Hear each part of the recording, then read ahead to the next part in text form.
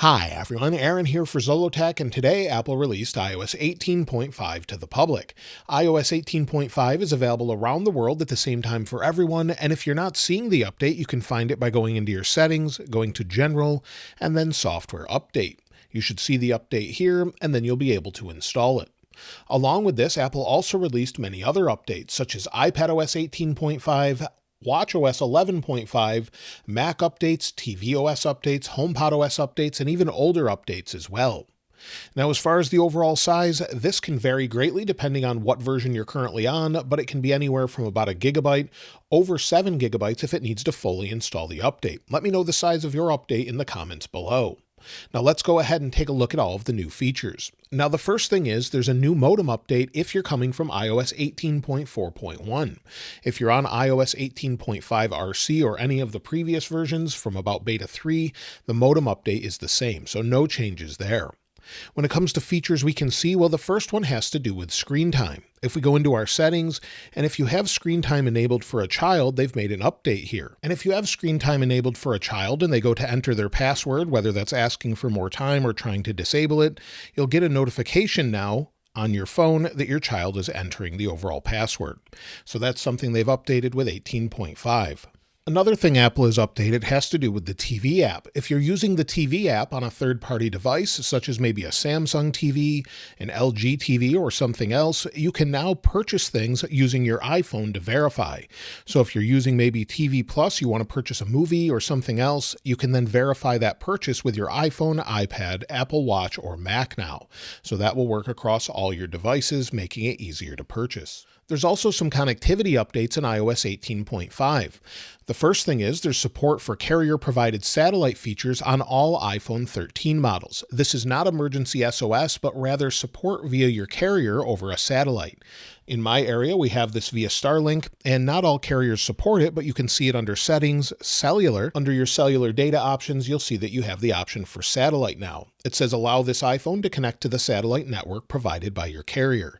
So if you have this, you can use it. If you don't want to use it, you can turn it off.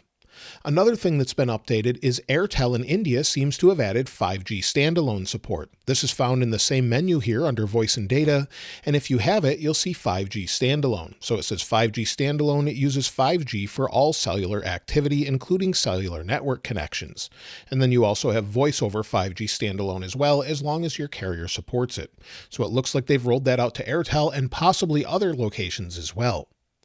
Another thing they've rolled out is RCS messaging is now supported on Geo networks in India. You can find that under your apps and then messages. And within messages, if you have RCS enabled or have the option, you'll see under text messaging under messages that you have RCS listed there. Make sure that you enable it. You can turn it on for business as well if that's available.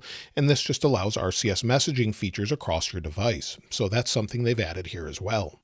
Now this update does bring a new wallpaper as well. If we go into our wallpapers, press and hold, press the plus button, scroll down here, you'll see that we have a new Pride wallpaper. If we select this, maybe we'll modify it a little bit. We can change the way it looks, hit add, customize a little bit, tap done, go into it, and now once we swipe home, we have an animation. So it's animated, and if you have an always on display enabled iPhone and you have that feature enabled, that's under display and brightness, under always on display, let me turn it on here. If we lock the phone, you'll see that it changes. So we have sort of an outline of the wallpaper. Unlock the phone, swipe up, it's animated and sort of fills in the color. This is to go along with Apple's new Pride collection here that they announce every year. We have a new watch band along with an Apple Watch wallpaper, and it's available on iPad, iPhone, and Watch as well. Within settings, under accessibility, within accessibility under touch, down at the bottom, we have back tap. Back tap now has a new option to show a banner anytime it's activated. If I put this in light mode, it's a little bit easier to see, but if I double tap the back of my phone, you'll see here, let me do it again. You'll see I get the control center with a banner on top. Double tap again, it will go away, and then the banner lets me know that a back tap was detected. You can now enable that if you'd like to. Within Mail, there's an update here as well. The first thing is, under our inbox, you may see that we have primary if you're using categories, but we now have a hint to the far right that there's something else. Slide over, and we have all mail. Slide back here, and then you can go back to primary. So it's just letting you know there's something else here. In addition to this, they've updated the settings here in the upper right-hand menu where we have show priority and show contact photos. You no longer have to go into the settings app itself to enable or disable contact photos. So that can be done directly from here if you want to disable them or use them. It's up to you. Also within settings, under general and then about, and under AppleCare Plus, if you have that, or AppleCare, you'll see we have a new interface here. It looks a little bit different. You can manage your plan, but we have an interface at the top that shows AppleCare Plus if you have it, what device is covered, its serial number, along with what's covered in particular, such as accidental damage, 24/7 priority access, and then you can learn more about your benefits. So that's just been updated to look a little bit different. We also expect some enterprise updates. Now, Apple takes a while to update this for whatever reason, but with 18.4, we had quite a few that you'll see here. I'll link this in the description if you'd like to check it out, as Apple will update this, but typically after the release, maybe a few hours, sometimes a few days later. Hopefully they do it sooner rather than later. Now, of course, iOS 19 will bring lots of larger changes as we're rolling down iOS 18. We're getting close to WWDC 2025 on June 9th. And we should have a new announcement probably this week. On May 15th of last year, Apple announced some new accessibility features such as eye tracking, music haptics, and vocal shortcuts. We expect a similar announcement as they've been doing this for a few years, and this will give us a hint or a peek at iOS 19 features. So we had music haptics, we had different motion updates, vocal shortcuts, and much more.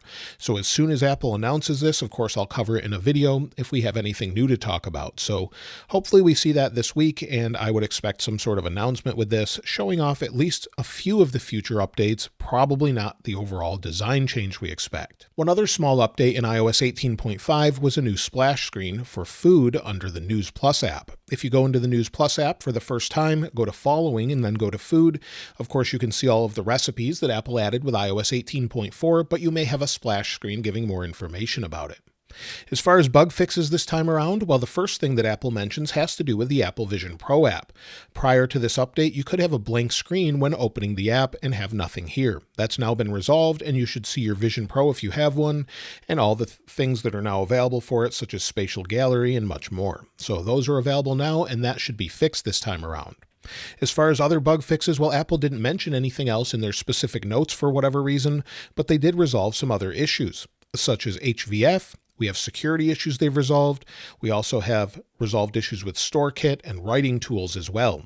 There's also a new broadcast extension feature. This is for developers where broadcast extensions now have a higher per process memory limit, and this should enable capturing and streaming content at higher quality if the system resources are available. So not a whole lot in their notes this time around, but it does seem they've fixed a few other issues. For example, CarPlay seems to be working in most places where it wasn't even after they fixed it with iOS 18.4.1. It seems to have resolved those issues most of the time. However, I have heard of a few here and there, such as newer Mazdas may have an issue, and I've heard of some issues with Chevy as well. But let me know if you're having issues after this update, as most of them should be resolved. As far as stutters, it seems like they've fixed the micro stutters. Most people have said they haven't returned after a few days, at least running the RC anyway, and it seems like just scrolling, whether it's in third-party apps or first-party apps, seems to be okay. The touch bug may still be there for some. That seems to be more related to screen protectors than anything else. Notifications seem to be fixed for most, so they seem to be nice and smooth where they were very choppy before, but it looks like they've resolved that issue. And the wallpaper bug does still remain for me, but it's hit or miss this time. It looks like they've resolved it here, so if you'll see I scroll home, it doesn't really desaturate. Sometimes it does, sometimes it doesn't, but it looks to be mostly fixed this time around, so that's great news. Of course, we do expect some security updates with this update. Unfortunately, again, just like the enterprise updates, Apple can take hours to days to publish some of these. However, I'll link this website in the description below so you can check them out. But if I scroll down, you'll see all of the latest updates and you'll see all the security updates here. So lots of things. Usually every time we have a major update, we should have quite a few security updates as well. As far as future updates, well, this week we could see iOS 18.6 Beta 1, and the only thing we've heard about that so far is that we could have Apple Intelligence enabled for China. They could be utilizing different services than the US and other places around the world to get the AI part done, and it could be available in China. We haven't really heard anything else for iOS 18.6 just yet. Of course, the next update that Apple's focused on is really iOS 19. We expect that on June 9th at WWDC 2025 or the Worldwide Developer Conference 2025, and that's where Apple shows off the latest versions that they're building for iOS, iPhone, iPad, and all the other devices. So we'll see iOS 19, iPadOS 19, watchOS 12, macOS 16, and the others. So we'll see beta 1s typically that day. We'll have betas throughout the summer, and then usually a public release in mid-September, usually the week that the iPhone is launching. So iPhone 17 typically launches in the third week or so in September. We'll typically see it the Monday before. So that's what we expect so far as releases. As far as overall performance, well, performance, like I mentioned, seemed to have fixed all the micro stutters. When it comes to scrolling, you'll see we can load things pretty fast. Of course, it's not going to be as smooth on the iPhone 11 as it's a little bit older and doesn't have ProMotion. And speaking of ProMotion, it seems to be ramping up nicely. And as I've mentioned before, ProMotion ramps up and down as needed. So if you have something really long that you're scrolling, it can go up to 120 hertz. But if it's just something short like this, just scrolling a little bit, it may only bump up to 80 hertz. It really is dependent on what you're doing specifically. Game developers can lock it at 120 frames per second, but in general, Apple will determine what it needs and then lock it to that. Opening apps that are important, such as the camera app, seem to be nice and fast. Really no issues this time around as far as that goes.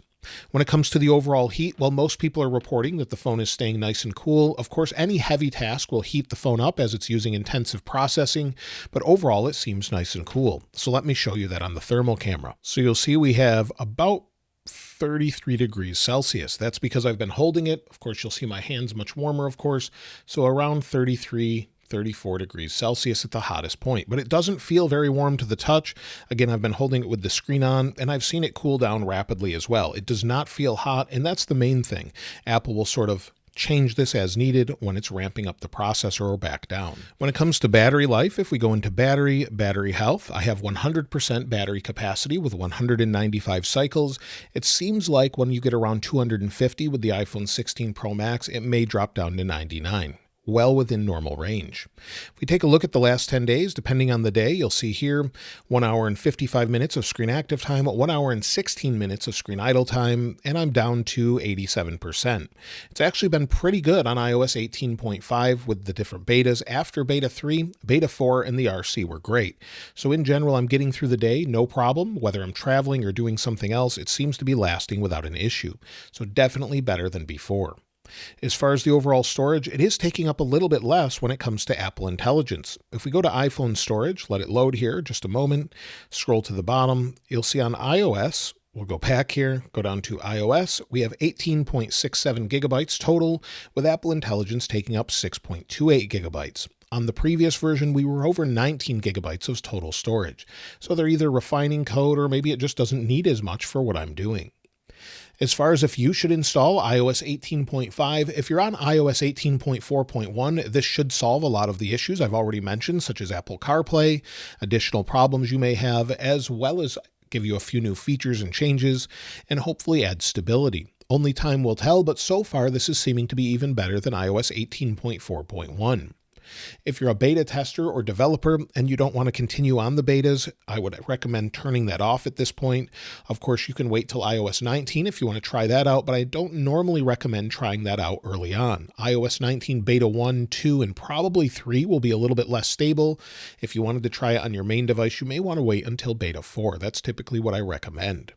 As far as overall benchmarks, well, they seem to be hit or miss on this update. It goes up and down depending on when you run it, but you'll see the other day I had 8,582 for multi-core compared to today 8,448.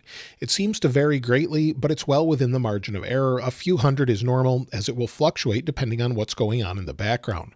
But overall, pretty good, 3,453 for single core. It seems to be performing like you would expect, and overall very smooth and seem to have fixed many problems. And so that's everything with iOS 18.5. Not a huge update, but of course Apple's focused on iOS 19.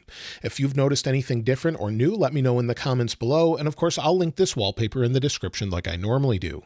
If you haven't subscribed already though, please subscribe, and if you enjoyed the video, please give it a like. As always, thanks for watching. This is Aaron. I'll see you next time.